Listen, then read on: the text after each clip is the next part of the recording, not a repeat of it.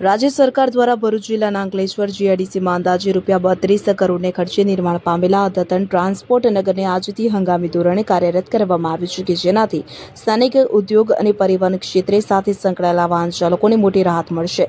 અદ્યતન ટ્રાન્સપોર્ટ નગરમાં કુલ 510 જેટલા નાના મોટા વાહનો માટે પાર્કિંગની સુવિધા તેમજ માલસામાનના સુરક્ષિત સંગ્રહ માટે 13 મીટર ઊંચાઈ ધરાવતું 3125 ચોરસ મીટરનું આધુનિક વેરહાઉસ બનાવવામાં આવ્યું છે. અંકલેશ્વર અને આસપાસના ઔદ્યોગિક વિસ્તારોમાં માલ સામાનની હેરફેર કરતા ચાલકો માટે અહીં કેન્ટીન સહિતની જરૂરી પ્રાથમિક સુવિધાઓ પણ ઊભી કરવામાં આવી છે.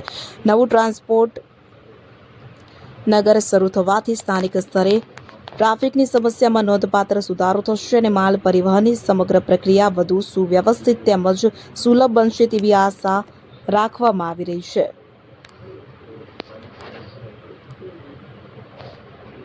હવે જુઓ દેશ દુનિયાની તમામ ખબરો તમારી આંગળીના ટેરવે. ઉઠાવો મોબાઈલ અને ગૂગલ પ્લે સ્ટોર પરથી ડાઉનલોડ કરો અમારી CN24 ન્યૂઝ મોબાઈલ એપ.